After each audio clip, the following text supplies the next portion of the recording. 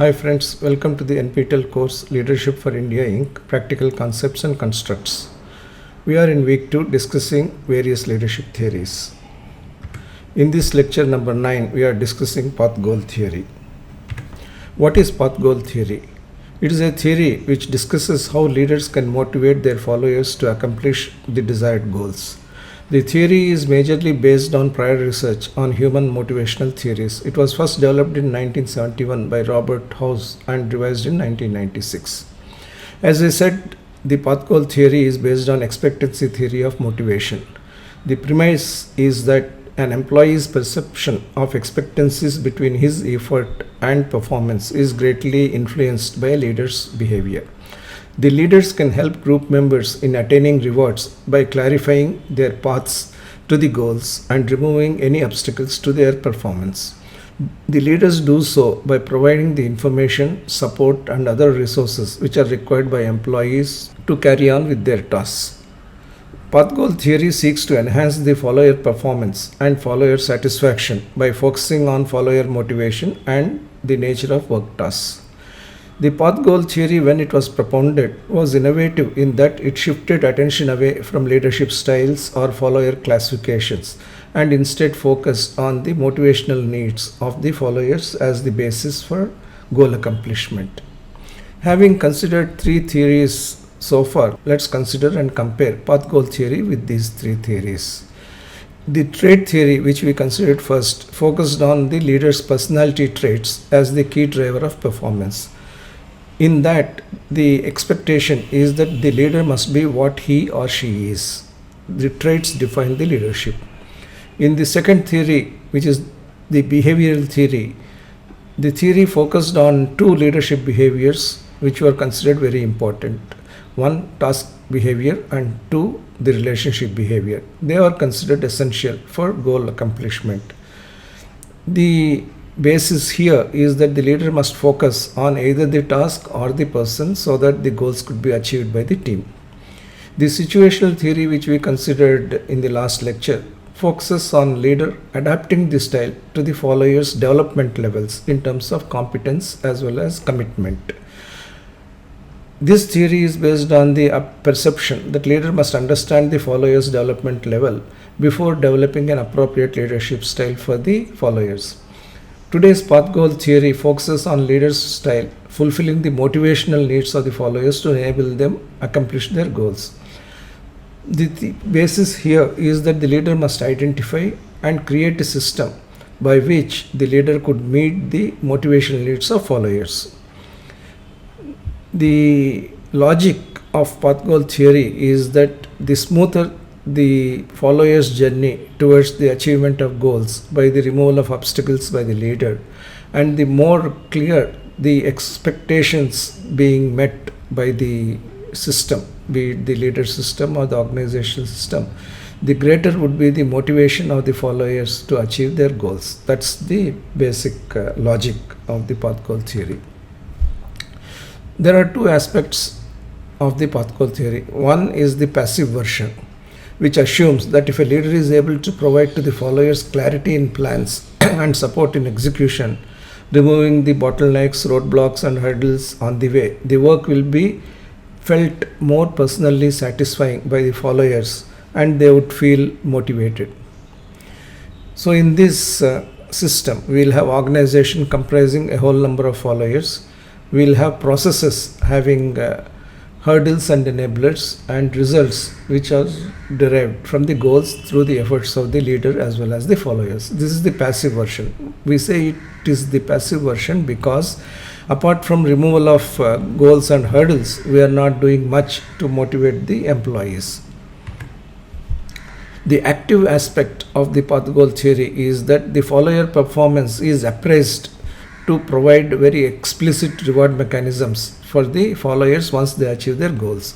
So we have a 4-step process of followers having certain characteristics, tasks having certain characteristics, and motivational systems trying to link the follower characteristics and the task characteristics through certain leader behaviors, which will ensure the high level of leadership leading to high level of follower accomplishment. So the leader is very keenly observant of the followers' issues in terms of hurdles as well as the bottlenecks.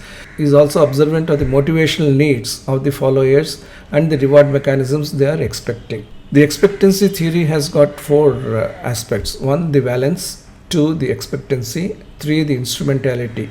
And these lead to three important relationships which govern the theory. This expectancy theory was first formulated by Victor Vroom of Yale School of Management in 1964. He stressed and focused on outcomes and not on needs like Maslow and Herzberg. The key aspects of the expectancy theory are as below. Valence is the significance associated by an individual to the expected outcome. It is the expected but not the actual satisfaction. So the individual says that if I am able to do a particular act in this particular manner, an expected outcome would come. That is the valence. Then the expectancy. Expectancy is the faith that better efforts will result in better performance. So typically the follower seeks factors such as skills, resources, information and support so that he could perform better on the task. And the absence of these things would demotivate the employee or the individual. Instrumentality is the faith that good performance will have a good outcome, and it depends on the simplicity, clarity and transparency in the appraisal processes relating to the process and people. As a result of this, there are three relationships which can be formulated. One, the relationship between effort and performance. Two, the relationship between performance and reward. And three, the rewards and personal goals being linked together. So you can see the linkages. If an individual puts in good effort, the expectation is that there would be a good performance. If there is good performance, the expectation is that there would be a good reward. And if there is a good reward, the expectation is that the personal goals of the individual would be met. So how much of the reward is desired by the individual, which is the valence, the assessment of the likelihood that the effort will lead to performance, that is the expectancy, and the belief that the performance will lead to reward, instrumentality. These are the three combinatorial factors of the expectancy theory, and each is important. If the individual believes that regardless of the effort I would not be able to gain the necessary performance, then this theory would collapse. Similarly, if despite the performance the outcome doesn't come because of various other bottlenecks and hurdles, then again this theory would collapse. So all these three relationships could work in tandem and in a seamless manner. So let's look at the effort performance relationship. The questions that would be asked by the individual and of course the leader is that what is the likelihood that my effort would be recognized in my performance appraisal? And it could promote psychological extravagance in terms of expectations on perceived outcomes and results as well as rewards. If an individual understands and knows that the performance he is putting in is likely to lead to reward, depending on the individual's mental makeup, there could be high expectation, medium expectation or low expectation. That is one part. The other one is the performance reward relationship. That is the extent to which the employee believes that getting a good performance appraisal leads to organizational rewards. There would be organizations wherein the individuals believe that whatever be the level of performance that is put in by the individuals, the organization would not reward that much because it is a conservative organization. On the other hand, there could be other organizations which could be very generous and very open about productivity linked or performance linked reward systems. So depending upon the organizational culture, the individuals may formulate their own opinions. It also depends on the optimistic or realistic or the pessimistic approach of the individual with reference to how he perceives performance and the reward mechanism of the organization. However, by its emphasis on performance payoffs, it induces the employee to perform. The third relationship is the rewards personal goals relationship. It is all about the attractiveness or appeal of the potential reward to the individual. We all understand that things like role title or the compensation package elevate the status within the family or within the society, and that is seen to be leading to some personal goal satisfaction. So the individual would naturally like to maximize satisfaction and minimize dissatisfaction. So the rewards and personal goals should be reasonably linked. Vroom was of the view that employees consciously decide whether to perform or not perform at the job solely depending on the motivation level, which again in turn depends on the three factors of expectancy, valency, and instrumentality.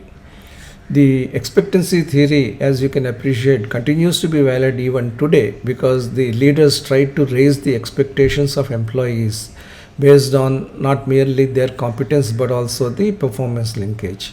And that is tried to be institutionalized through the performance appraisal mechanisms which tie up performance with rewards. And the way the individual responds to that is also dependent on how the individual goals are being satisfied by the reward systems that are offered by the leader and the organization. What are the contingencies which are involved in the path goal leadership? What are the contingencies involved in the path goal leadership? One, the employee factors such as skills, experience, and commitment. Two, leader contingencies such as employee engagement, employee satisfaction, and leader acceptance. The third, structural contingencies such as task structures, team dynamics. And fourth, employees' own expectations of working conditions, rewards, and recognitions. In the path goal theory, a leader's effectiveness depends on several employee and environmental contingent factors which require certain leadership styles and behaviors. So, what are the leadership styles that are implicit in the path goal theory? One, directive leadership, similar to the one which we have discussed earlier. Two, the supportive leadership. Third, participative leadership. And four, achievement oriented leadership. It is kind of instructive as to how the leadership styles are similar to the situational leadership theory styles that have been discussed earlier. But these are foundational to the path goal theory because the way these leadership styles are expressed in actual practice to motivate the followers is the crux of path goal leadership theory. So, what does directive leadership do?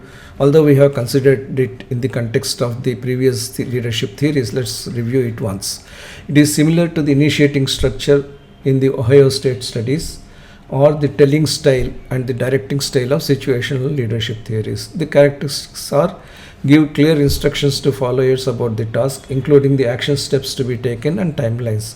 Provide also very explicit instructions to avoid ambiguity and provide clarity to the followers. So, very standard operating procedures based work. Sets up clear standards of performance, including metrics by which the performance will be evaluated. Makes the rules and regulations clear to followers. Makes all rewards and penalties for followers performance linked.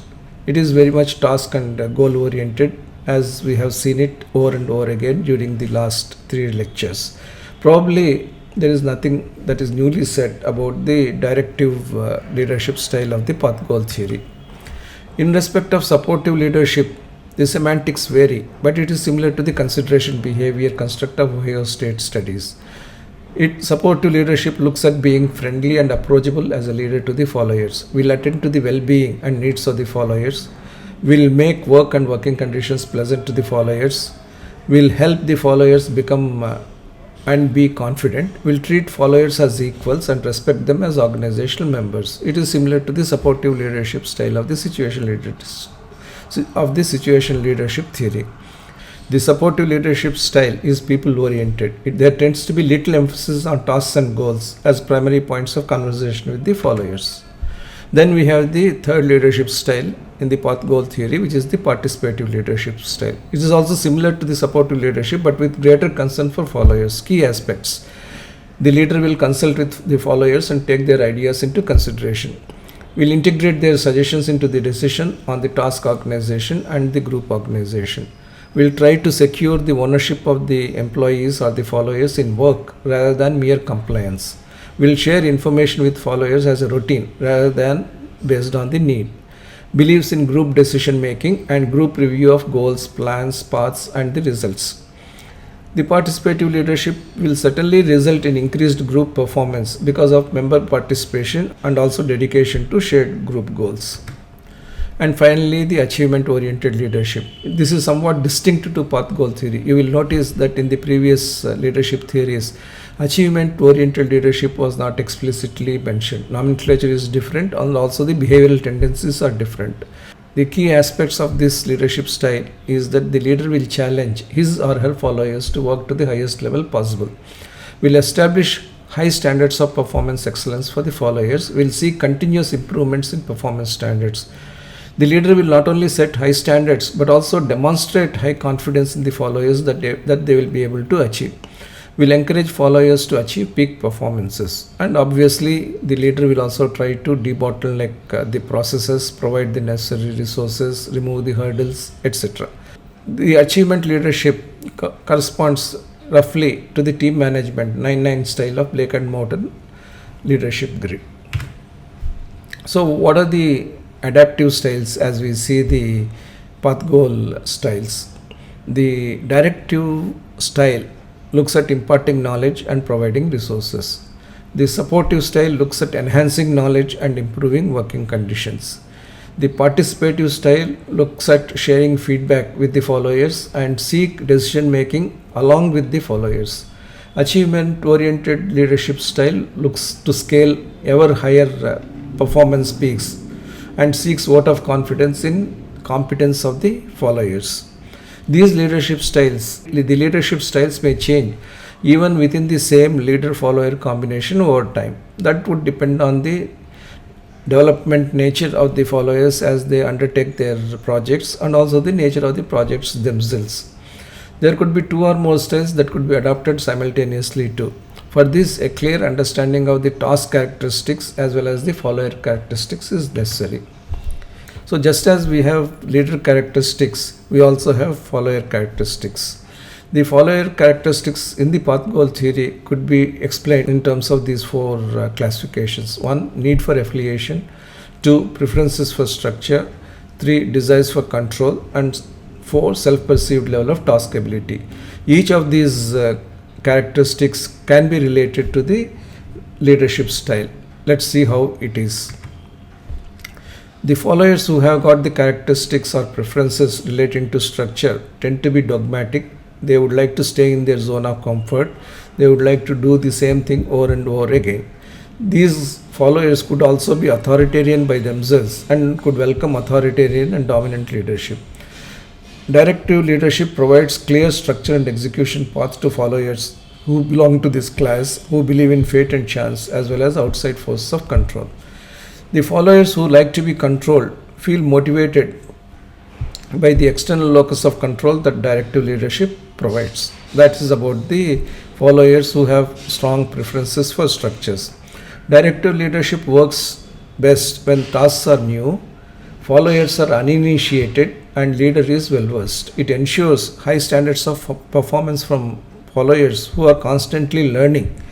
In the absence of directive leadership, under such circumstances of newness of the project or newness of the process, the followers could be directionless. Directive leaders provide the much needed external focus of control to followers who find it difficult to exercise self-control. In the path goal theory doesn't say that directive leadership is something that is to be avoided. It in fact says that directive leadership has its own relevance under certain conditions. Then we have got the follower characteristic of the need for affiliation.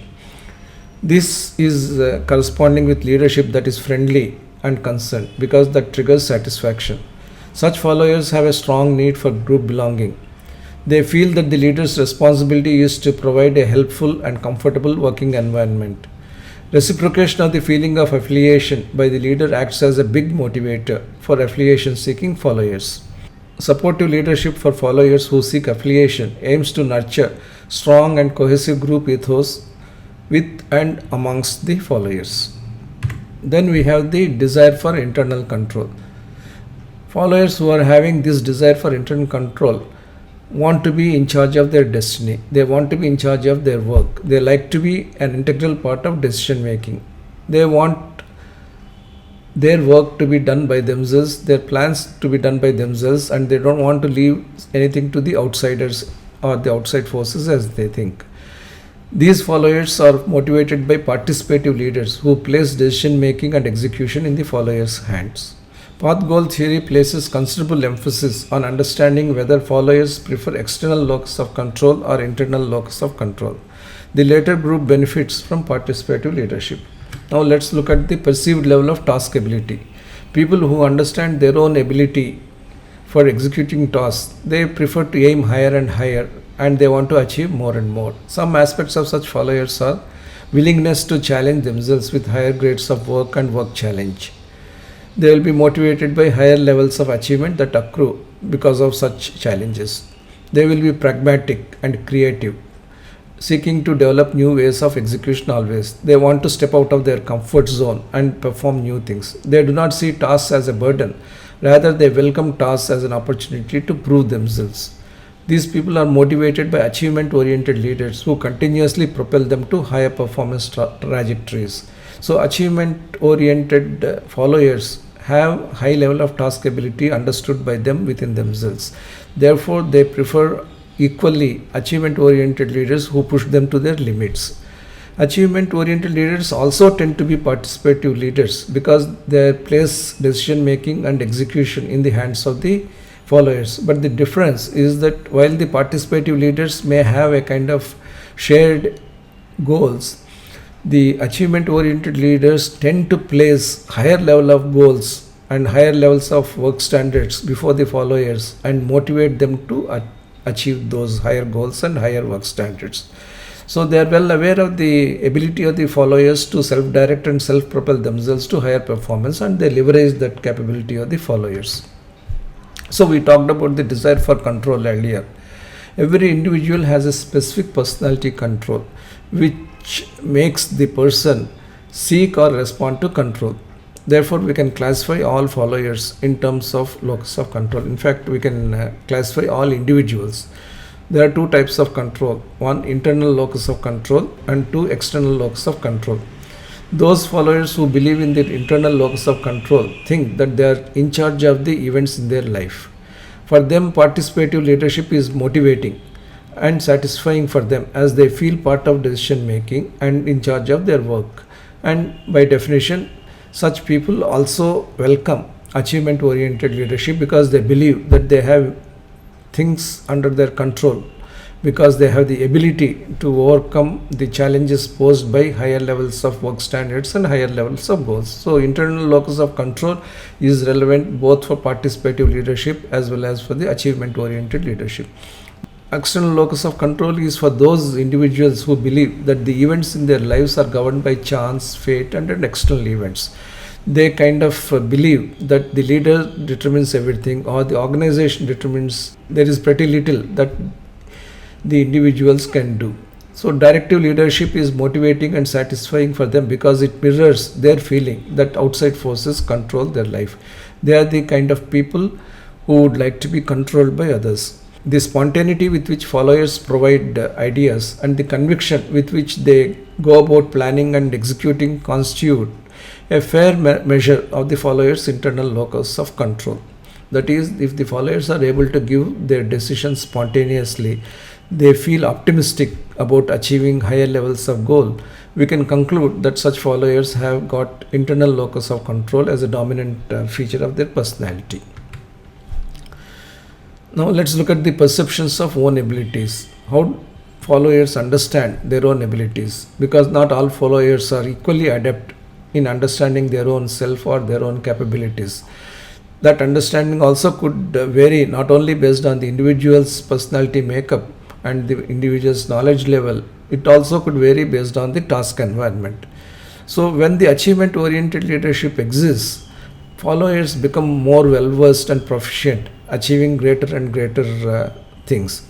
And as they become aware of it, the desire for achievement oriented leadership goes up.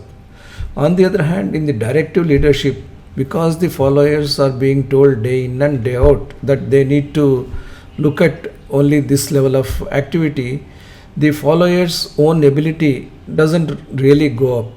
Directive leadership is felt by such followers as necessary, but will be felt as excessively controlling. Again, there is a mistake here. So how do followers perceive their own abilities vis-a-vis the two leadership styles which we discussed: achievement oriented leadership and directive leadership? Here we assume that followers are aware of their capabilities and they have the ability to improve upon their capabilities. So in achievement oriented leadership, followers become well versed and well trained and proficient in the job they are doing, and as they become aware of their capabilities, their desire for achievement oriented leadership goes up. On the other hand, if the followers' perception of the followers' own capability is going up and they are faced with directive leadership, they feel that the directive leadership is excessively controlling. So if the follower has got a positive perception of his or her ability to accomplish improved things, the follower would welcome achievement oriented leadership and would move against directive leadership. The supportive and participative leadership styles will be appropriate for the followers whose characteristics fall in between these two types of follower perceptions and the leadership styles they would welcome. We also talked earlier about the task characteristics and the organization characteristics. So in an organization, you have a particular way of designing the tasks. There is also an authority system. You may call it hierarchy. You would also have a work group. These three together constitute the work group. That is the manner in which the project is designed, the authority available for various managers and executives to implement the project and the monitoring mechanisms, and the work group that is constituted to implement the project. These characterize the task. Now, if you have a very clearly structured task with an established authority system and very strong group norms, followers feel capable to accomplish the goals. Interventionist leadership would be considered excessive. In these, things are properly defined. We got a project probably well defined by a PERT chart. You have your own budgeting system. You got resources allocated. You know who has to spend what. You also know which vendor has to be tapped through which buyer. All those things are very clearly specified. And the work group, which accordingly works together, has got the ability to network itself and deliver on the project. In such a situation, followers feel that they are fully capable of doing their bit because the organization structure and the task structure is well defined. In such a case, if somebody tries to micromanage the whole delivery, there would be kind of perceptions of excessiveness. So when these things are strong and followers are competent and enthused, leadership only needs to play a facilitative role, either supporting or participative. Suppose the task characteristics are completely disorganized. That is, the task is improperly and randomly designed. There is no PERT chart to govern. It is only a goal which is required, no milestones, things like that. Then the authority system, who has to provide the budget, who delivers what, is not very clear. And the work group itself is both formal and informal. Such task characteristics can be considered unstructured and ambiguous tasks. It is characterized by very unclear and very weak authority system. As a result, the group norms themselves will be very weak and non-supportive. In such a situation, followers feel inadequate to complete the tasks. They feel that they require directive leadership because the whole environment is fuzzy and doesn't have clarity. So they welcome directive leadership so that a leader tells everybody as to what to do at what point of time and how to do. So the weaknesses which are there in the task design, authority system and work group are expected to be mitigated, corrected and improved by the directive leader. So leadership again is a much needed platform to build cohesive group of followers when roles and responsibilities are not clear and the measure of direction, measure of resource allocation is also not clear. So leader has got a responsibility to assume the directive leadership posture in such situation. So many times in the path goal theory we discussed the topic of obstacles. Let's understand what these obstacles are and what do they create. Obstacles are those that come in the way of proper execution by the followers of the task at hand, and therefore they cause delay to or dropping of tasks. What do the obstacles create in the overall system?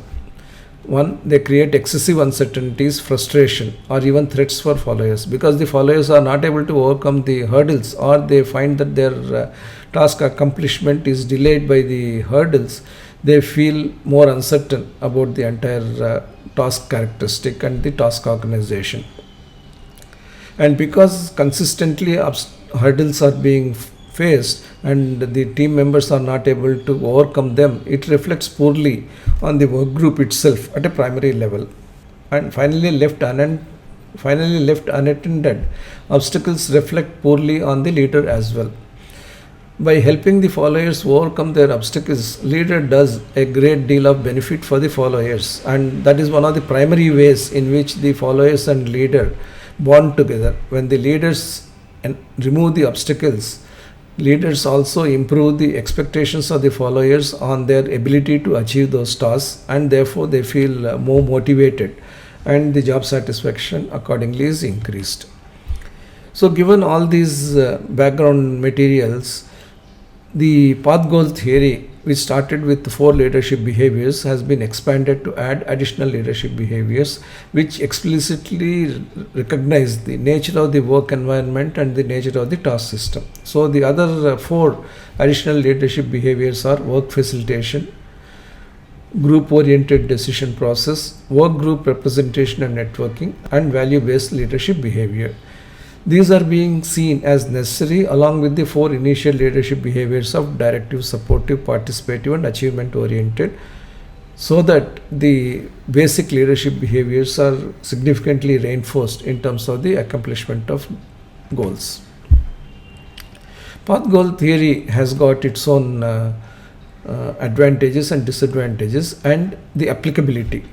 Because most task characteristics tend to have ambiguity in common, certain types of organizations and certain types of followers tend to overcome the ambiguity through their autonomous and aspirational behavior, whereas others need directive push.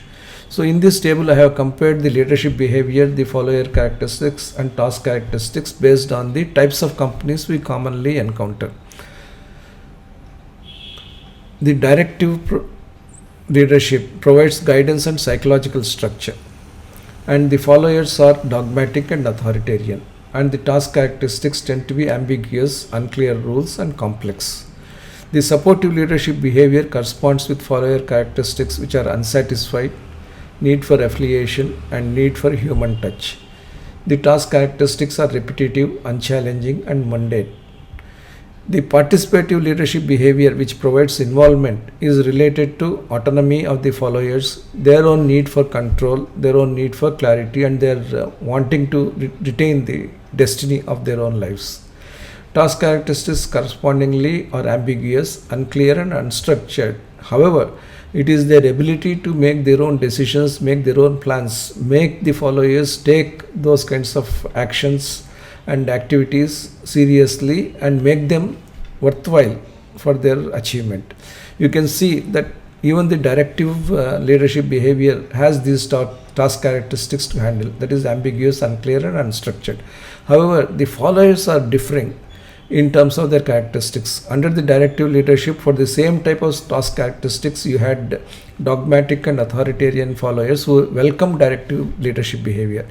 Whereas in participative leadership behavior, which handles the task characteristics of ambiguity, lack of clarity, and lack of structure, the followers are different. They have an autonomous behavior, they need control, they need clarity to be done by themselves. That is the big difference. The achievement oriented leadership provides challenges. High expectations are there in followers, they want to excel all the time. They also face task characteristics which are ambiguous, but their task characteristics are also challenging and complex. So effective leaders provide to followers what is missing in the environment in terms of enabling structures and process, and help them acquire additional capabilities to overcome their deficiencies. One of the important aspects of the leadership theories is that these are not merely to develop a cross-section of leaders and followers. The objective of the leadership theories is also to ensure how the leaders can move the followers to better levels of performance through either competency and commitment of the earlier theory, or through better motivational needs of the path goal theory, and also introspect and modify their own behaviors so that they put in an appropriate leadership style for the task characteristics that are at hand. Leaders need to analyze their followers in terms of the following questions, which serve as a rough guide.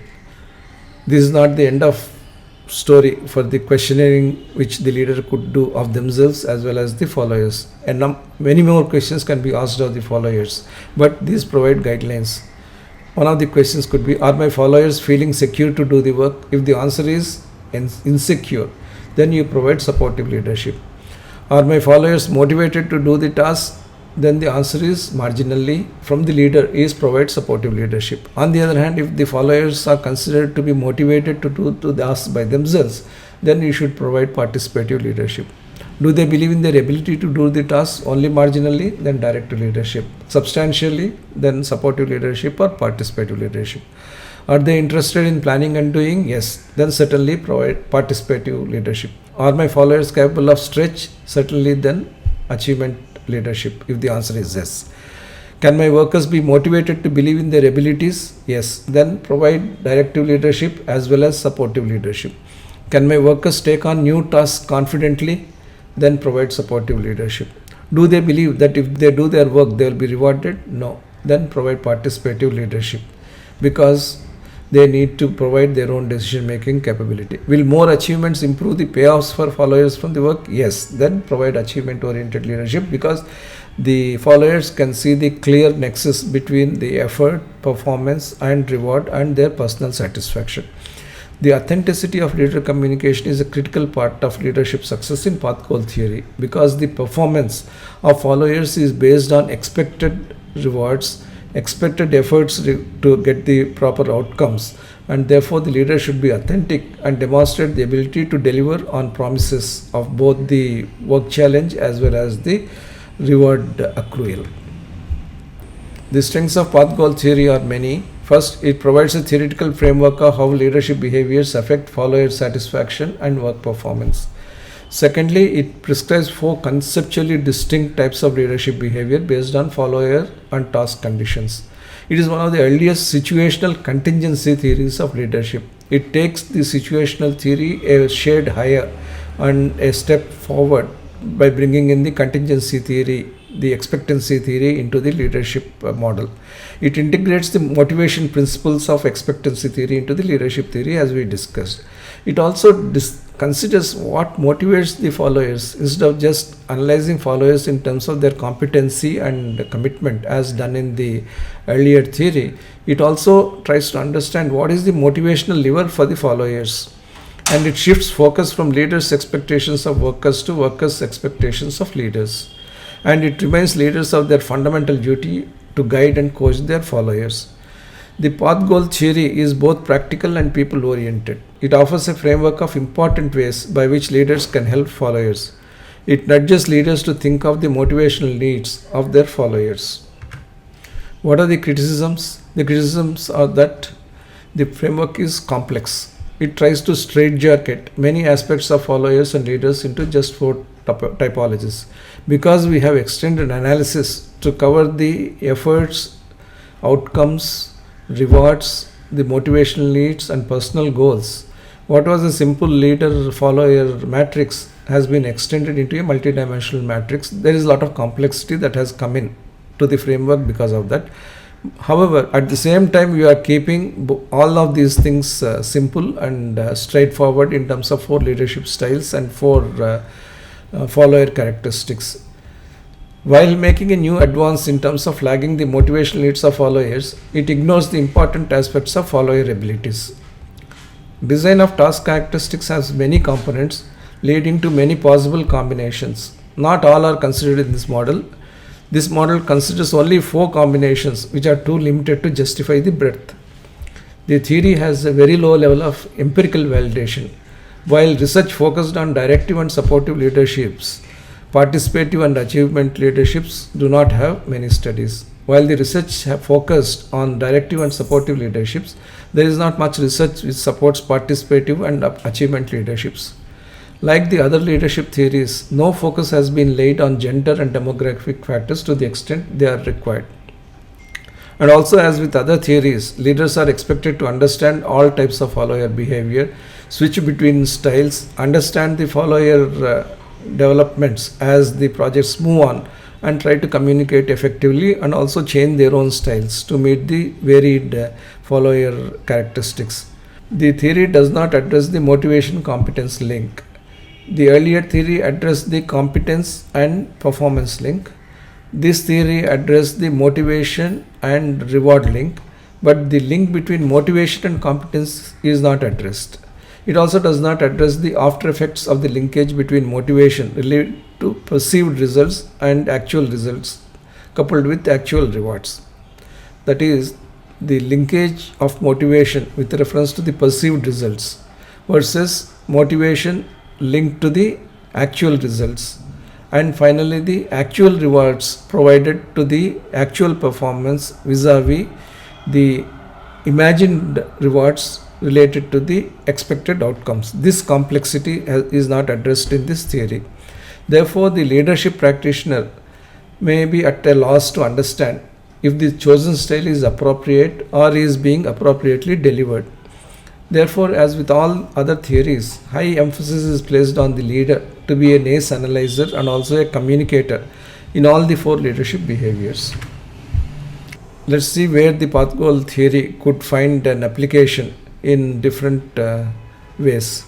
Let's say the company is a startup company. The task characteristics are very clear goals, very ambiguous paths, open experimentation, and complex environment. The follower characteristics are passionate, creative, learning. The leadership behavior is achievement, it provides challenges.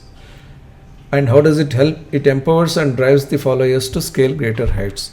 So the task characteristics are those which are more appropriate for followers who are having the creative ability, the learning ability, and an achievement orientation. And startups are typically founded by such founders, and also team members also share such a passion and ability to control their own destiny and scale greater heights. Therefore, accomplishment oriented leadership style or achievement oriented leadership style is appropriate for the startup company. Let's say we have an automotive company which is an established company. The task characteristics are, it is a competitive organization, lot of structured task characteristics exist, and productivity is at a premium. The follower characteristics are that they are tuned to efficiency. They understand the importance of output. In fact, daily output of automobiles is an extremely good indicator of the efficiency, and regular improvement is expected because the market is highly competitive. The leadership which is required is supportive, because both directive type of effort is required on the part of the leader, and also nurturance is required. So how does that help? It provides comfortable working conditions and provides recognition for the employees. Let us look at a pharmaceutical company which is also established. The task characteristics are that it is a highly regulated environment. The workflow is repetitive because you cannot vary from the drug master file or the new drug application which you have made. You have to comply with what has been declared as the product and process characteristics, and quality is paramount. When that is the situation, the followers tend to be compliant, very careful, and service oriented. And the leadership behavior that is appropriate for this type of firm is directive, because it makes tasks and execution clear, and the help it renders is through execution satisfaction and patient service. Nature of the company, let's say, is a diversified company within the established group. The task characteristics are ambiguous, challenging, and complex. The follower characteristics tend to be autonomous because they have seen different types of industrial environments and they would like to perform adequately in those industrial environments. They have the need for recognition and they have ownership in diversifying their company. The leadership behavior that is required is participative, so that they are involved in the diversification decisions and take the challenge along. How does this help? It empowers followers to move into an uncertain future by having control over their own planning and execution. In contemporary times, technology and competitive trends impact task and follower characteristics in multiple and differentiated ways compared to the classic theoretical model. So if one were to apply path goal theory, we would need to do a significant detailed analysis of the task characteristics, the follower characteristics, and develop a leadership behavior which will help the followers accomplish the task characteristics. That is very important. So what are the limitations of the path goal theory? There are a few. One, it is not fully equipped to analyze followers in their complete spectrums. It also has the inability to articulate effectively because the combinations are so many. It is very difficult for a leader to address all the follower expectations with reference to the goals, explain the connectivity between the results, rewards, and the expectations.